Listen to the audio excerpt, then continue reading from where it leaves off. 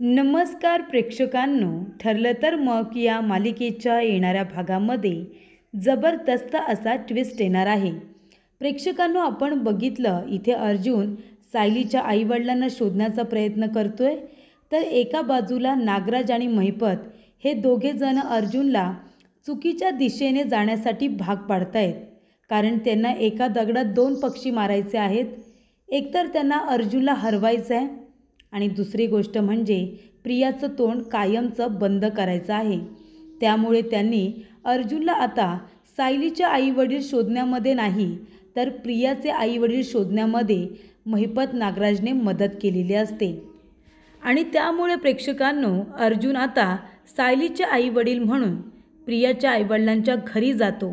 तिथे गेल्यानंतर तो सत्य शोधून काढण्याचा प्रयत्न करत असतो. पण प्रेक्षकांनो, जेव्हा इथे अर्जुनला प्रियाच्या आईवडिलांवरती संशय येतो की ते सायलीचे आईवडील कदाचित नसू शकतात, तेव्हा अर्जुनने शहानिशा करण्यासाठी महत्त्वाचं पाऊल उचललेलं असतं. इथे अर्जुन प्रियाच्या वडिलांची आणि सायलीची DNA टेस्ट करण्याचा निर्णय घेतो. कारण तो विचार करतो की सायलीचे आईवडील म्हणून ज्या लोकांना मी सायलीच्या समोर घेऊन जाणार आहे, ते सायलीचे आईवडील म्हणजे खरे असले पाहिजे. इथे आतापर्यंत सायलीच्या आठवणी लपून ठेवण्याचा अनेकांनी प्रयत्न केला. तसंच इथे आता तिच्या आईवडील म्हणून चुकीच्या व्यक्तींना मला तिच्या समोर घेऊन जायचं नाही आहे आणि तिचा इथे विश्वासघात करायचा नाही आहे. तेव्हा इथे अर्जुन म्हणतो की सायलीच्या कुठल्याही आईवडिलांना मी तिच्या समोर घेऊन जाणार नाही आहे, तर पूर्णपणे शहानिशा करणार आणि खातं जमा केल्यानंतरच मी त्या व्यक्तींना सायलीच्या समोर घेऊन जाणार, तिचे आई वडील म्हणून, असं अर्जुन ठरवतो. आणि त्यामुळे प्रेक्षकांनो, अर्जुनने आता सायलीचे आणि तिच्या त्या प्रियाच्या वडिलांचे DNA मॅच करण्याचा निर्णय घेतलेला असतो. आणि इथे DNA टेस्ट केल्यानंतर अर्जुनच्या समोर सत्याचा उलगडा झालेला असतो. त्याचबरोबर प्रेक्षकांनो, प्रियाला आता नागराजने सांगितलेलं असतं की बघ, तू इथे श्रीमंत घरांची स्वप्न बघतेस ना, इथे या महालामध्ये राहतेस, मॅन्शनमध्ये, आणि बघ ग, तुझं सत्य काय आहे ते बघ, तुझं अस्तित्व बघ. हे तुझे आई वडील आणि हे झोपडीसारखं तुझं घर, ही लायकी आहे तुझी आणि आम्हाला शहाणपणा शिकवतेस. बघ आता अर्जुनला आम्ही सायलीच्या आईवडिलांकडे नाही, तर तुझ्या आईवडिलांपर्यंत पोहोचवलेला आहे. एकदा का अर्जुन तुझ्या आईवडिलांना सायलीचे आईवडील म्हणून घेऊन आला की काय होईल ना, याचा विचार कर. बघ जरा तुझं नशीब बघ, सायलीचं नशीब बघ कुठे आहे आणि तुझं नशीब बघ कुठे आहे ते. त्यामुळे प्रेक्षकांनो, इथे आता नागराज महिपतला प्रियाचं तोंड कायमचं बंद करायचं होतं आणि त्यासाठी त्यांनी तिच्या आईवडिलांचा शोध लावलेला असतो. तेव्हा प्रेक्षकांनो, इथे आता प्रिया स्वतःच्या घरी लपून छपून जाते चोरावाणी. तिच्याबद्दल काही तिथे माहिती तर नाही आहे ना. तिचा असा एखादा फोटो जो बघितल्यानंतर अर्जुनला लगेच कळेल की ही सायली नाही, प्रिया आहे. त्यामुळे ती आता स्वतःच्याच घरामध्ये लपून छपून गेलेली असते. काही अशा गोष्टी ज्या तिला तिथून बाजूला करायच्या असतात, ज्या तिची ओळख प्रिया म्हणून अर्जुनच्या समोर आणतील, अशा गोष्टी तिला तिथून नष्ट करायच्या असतात. म्हणूनच ती चोरावाने आता तिच्या घरामध्ये आलेली असते. आणि तेव्हा प्रेक्षकांनो, इथे आता सदाशिव लोखंडे, तिचे वडील आणि तिची आई दोघेजण मिळून प्रियाची चोर म्हणून धुलाई करतात. तर प्रेक्षकांनो, येणाऱ्या भागामध्ये कशा पद्धतीने या गोष्टी घडत जाणार आहेत, उलगडत जाणार आहेत, आपण सविस्तरपणे बघूया. प्रेक्षकांनो, आपण बघितलं इथे आता महिपत आणि नागराज यांनी खूप मोठी खेळी खेळलेली असते. महिपतने हवालदार पाटीलला हाताशी धरून आता बबलीच्या नावाने मिसिंग कंप्लेंट नोंदवायला सांगितलेली असते. तेव्हा इथे हवालदार पाटील म्हणत असतात, पण सर, मी असं करू शकत नाही, कारण तिच्या विरोधामध्ये मिसिंग कंप्लेंट नाही, तर तिच्या विरोधामध्ये तक्रार नोंदवलेली आहे, तिने चोरीमारी केलेली आहे. तेव्हा पाटील म्हणतो की मी असं नाही करू शकत, ते कायद्यात नाही बसत. तेव्हा प्रेक्षकांनो, महिपत म्हणतोय, मग तुला पैसे कसले देतोय रे? तू एक काम कर, ज्या वेळेला तिच्यावरती चोरीचा आळ करण्यात आलाय ना, त्याच वेळेला आणि त्याच वर्षी तिची मिसिंग कंप्लेंट नोंदवली आहे असा पेपर तयार कर आणि सांग तुझ्या साहेबाला एखाद्या जुन्या गाठोड्यात भेटलं म्हणून. काही करा, पैसे देतोय ना तुला, माझं काम झालं पाहिजे. तेव्हा इथे हवालदार पाटील म्हणतो की ठीक आहे, मी तो पेपर तयार करेन, पण अर्जुन सरांना तो पेपर साहेबांच्याच हातातून गेला पाहिजे, कारण सावंत सरांवरतीच अर्जुन सर विश्वास ठेवतील, माझ्यावरती नाही. कदाचित मी त्यांना जर तो पेपर द्यायला गेलो ना, तर ते मला 1000 प्रश्न विचारतील आणि माझ्याकडून सत्य जाणून घेतील. पण इन्स्पेक्टर सावंत यांच्यावरती अर्जुन सरांचा पूर्ण विश्वास आहे. त्यामुळे मी मिसिंग पेपर तयार करेन आणि तो मी त्यांना देईन. मग तर चालेल ना. तेव्हा महिपत म्हणतो, हुशार आहेस. तुझे सावंतसाहेब उद्या येतील ना. लवकरात लवकर तिच्या विरोधामध्ये मिसिंग कंप्लेंट नोंदवल्याचा इथे पेपर तयार कर आणि सावंतसाहेबांकडून अर्जुनला द्यायला सांग. मग तर चालेल. त्यानंतर प्रेक्षकांनो, सावंतसाहेब दुसऱ्या दिवशी आलेले असतात, कारण त्या दिवशी त्यांची सुट्टी असते. तेव्हा दुसऱ्या दिवशी आल्यानंतर पाटील बबलीच्या विरोधामध्ये मिसिंग कंप्लेंट नोंदवल्याचा पेपर इथे आता सावंत यांना देतात. सावंत म्हणतात की तुम्ही इतकं शोधलं, तेव्हा हा पेपर तुम्हाला भेटला नाही आणि अचानकपणे आता कुठून आला. तेव्हा इथे आता लगेच पाटील म्हणतात की साहेब, अहो खूप शोधला, जुन्या रेकॉर्डमध्ये हा पेपर मला सापडलेला आहे. तेव्हा इन्स्पेक्टर सावंत अर्जुनला फोन करतात आणि लगेचच बबलीच्या नावाने मिसिंग कंप्लेंट नोंदवल्याचा पेपर अर्जुनला दाखवतात. आता अर्जुनला त्याच्यावरती विश्वास बसतो, कारण इन्स्पेक्टर सावंत काही खोटं बोलणार नाही. तेव्हा प्रेक्षकांनो, इथे आता अर्जुन म्हणतो की आता हा पेपर सापडला, पण काही हरकत नाही, कारण त्याच्यावरती इथे आता सायलीच्या आईवडिलांच्या घरचा ॲड्रेस आहे. असं अर्जुनला वाटतं की आपण आता इथे जाऊन बघूया की नक्की काय गडबड आहे. तेव्हा इथे अर्जुन म्हणतो, पण तिच्या नावाने तर मिसिंग कंप्लेंट केलीच नव्हती ना, मग आता हा पेपर कुठून आला. तर इथे सावंत म्हणतात की हवालदार पाटील यांना हा पेपर सापडला जुन्या रेकॉर्ड्समध्ये. तेव्हा इथे अर्जुन म्हणतो ठीक आहे, आणि अर्जुनला कळतं की सायलीचे वडील टेलर आहेत, जे की प्रियाचे वडील आहेत, पण अर्जुनला आता ते सायलीचेच वडील वाटत असतात.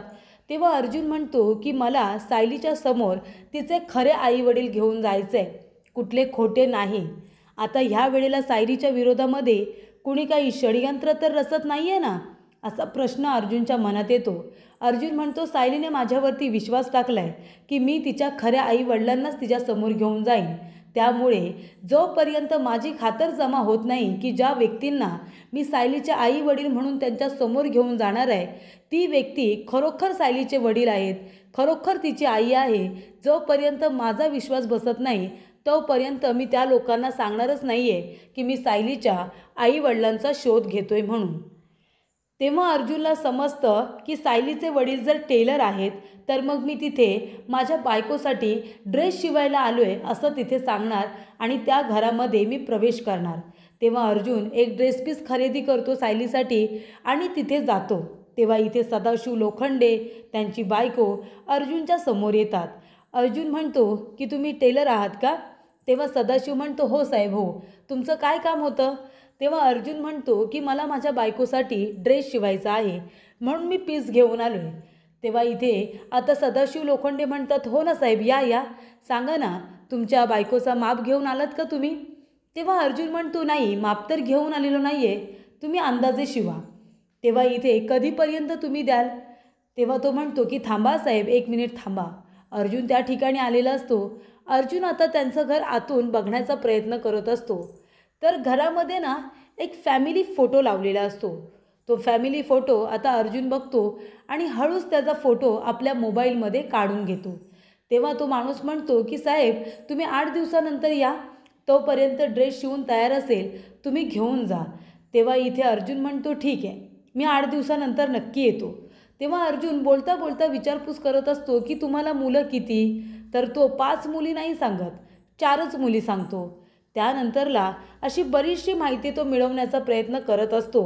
पण जेव्हा इथे आता सदाशिव लोखंडे आणि त्यांची बायको म्हणजे प्रियाचे आईवडील यांच्याबरोबर अर्जुन बोलत असतो ना, तेव्हा त्याच्या लक्षात येतं की हे लोक खोटारडे आहेत, काहीतरी लपवण्याचा प्रयत्न करतायत, मला हे लोक चांगले वाटत नाही आहेत, अशी फिलिंग आता अर्जुनला येते. अर्जुन तिथून बाहेर पडतो आणि तो आपल्या मनामध्ये म्हणतो की हे लोक सायलीचे आईवडील असू शकत नाही. म्हणजे सायली यांच्या इथे लहानाची मोठी झाली असेल अगदी 6 वर्षांपर्यंत, असं बघून तरी मला वाटत नाही आहे. कसे वागतायत ते लोक, कसे बोलतायत, जे काही बोलतायत ते त्यांनाच कळत नाही आहे. काय बोलायचं या लोकांना? खरंच हे सायलीचे आईवडील असतील का? माझा तर विश्वासच बसत नाही आहे. मधुभाऊ तर म्हणत होते की सायली लहानपणापासूनच सोज्वळ होती, खूपच जास्त चांगली मुलगी होती आणि जशी ती आता आहे त्यापेक्षा तर लहानपणी ती खूपच जास्त साधीभोळी होती. मग अचानकपणे तिचे आईवडील हे असे कसे काय येऊ शकतात, असं अर्जुन म्हणतो. तेव्हा अर्जुन म्हणतो की नाही, सायलीकडे बघून तर असं वाटतं ती एका चांगल्या घरामध्ये लहानाची मोठी झालेली आहे, चांगल्या संस्कारांमध्ये ती वाढलेली आहे. मग हे तिचे आईवडील खरंच असतील का? नाही नाही, कुठल्याही लोकांना मी सायलीच्या समोर तिचे आईवडील म्हणून घेऊनच येणार नाही. आणि अशी लोक जर तिचे आईवडील असतील तर ते नसलेले बरे. तिला जसं माहिती आहे की तिचे आईवडील नाहीच आहेत तसंच गेलेलं बरं. पण एकदा मी चान्स घेणारच आहे. मला खातरजमा करायची आहे. तेव्हा या माणसाची आणि सायलीची DNA टेस्ट केली तर, असा विचार अर्जुनच्या मनात येतो. तो म्हणतो शेवटची एक संधी घ्यायची, काही करून या माणसाचे केस मला सापडले पाहिजे. आणि इथे अर्जुन म्हणतो की सायलीचे सॅम्पल हे घेऊन मी DNA टेस्ट करणार बाहेरच्या बाहेर. जर मॅच झाली तर मी काहीतरी करेन ह्या लोकांना घरी घेऊन जाण्यासाठी. पण जर या माणसाबरोबर सायलीचे DNA मॅच झाले नाही तर हा खोटारडा माणूस सायलीचे वडील असू शकतो असा तर माझा विश्वासच बसत नाही आहे. त्यानंतर प्रेक्षकांनो, इथे अर्जुन आता घरी जात असताना एक महत्त्वाची गोष्ट त्याच्यासमोर येते. तर अर्जुनने घरी जात असताना इन्स्पेक्टर पाटील म्हणजे हवालदार पाटील आणि इथे महिपत शिखरे या दोघांना एकत्र बघितलेलं असतं. महिपत त्याच्याबरोबर काहीतरी बोलत असतो आणि इथे हवालदार पाटील साहेब साहेब करत त्याच्या हातातून पैसे घेत तिथून निघालेला असतो. तेव्हा अर्जुन म्हणतो की हवालदार पाटील आणि महिपत सोबत, नक्की या दोघांचं काही चाललंय काय? या पाटीलवरती नजर ठेवायला हवी. तेव्हा प्रेक्षकांनो, इथे अर्जुन आता पाटीलवरती बारीक लक्ष ठेवूनच असतो. पण त्याचबरोबर अर्जुनने आता इथे हळूच सायलीचे केसांचे सॅम्पल मिळवलेले असतात आणि तो पुन्हा तिथे जातो ड्रेस कधीपर्यंत होईल या बहाण्याने विचारायला. आणि तो हळूवारपणे बोलता बोलता इथे त्या माणसाचे केस मिळवण्याचा प्रयत्न करत असतो. कसे तरी केस तो पटकन धक्काबुक्की देऊन उपटतोच आणि ते सॅम्पल म्हणून आपल्या हातामध्येच ठेवून देतो. आणि नंतरला सायलीचे सॅम्पल आणि तिच्या त्या खोटारड्या वडिलांचे सॅम्पल DNA टेस्टसाठी देतो.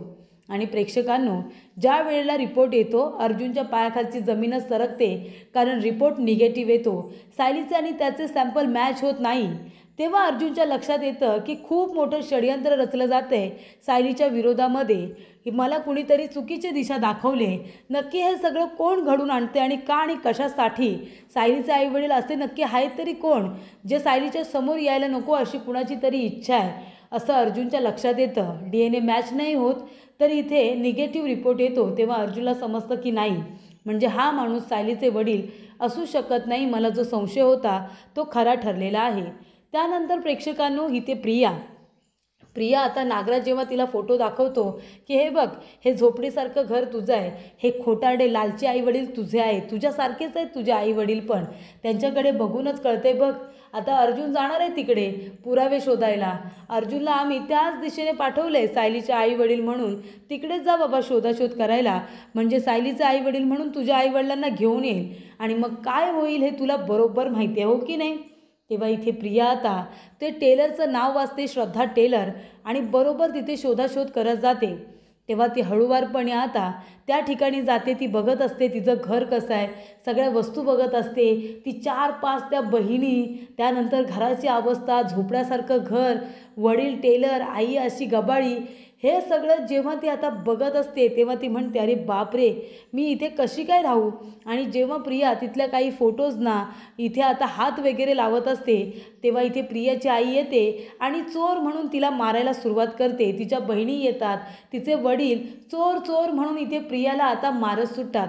चांगली तिच्याच लोकांनी, तिच्या आईवडिलांनी, बहिणीने प्रियाला आता चोर म्हणून तिच्या गुन्ह्याची शिक्षा दिलेली असते आणि तिला चांगला चोप दिलेला असतो। तिथे आता चोरावाने गेलेल्या प्रियाला तिच्या आईवडिलांनी आणि बहिणीने चांगला चोप देऊन तिची आता धिंड घरातून बाहेर काढलेली असते आणि तिच्या थोबाडीत देत, तिच्या पाठीमागे मारत, तिला घरातून धक्केबुक्के देत तिला घरातून हकलून दिलेलं असतं। त्यामुळे प्रेक्षकांनो, इथे आता प्रियाने जी काही कारस्थानं केलेली असतात ना, त्याची शिक्षा तिला मिळालेली असते।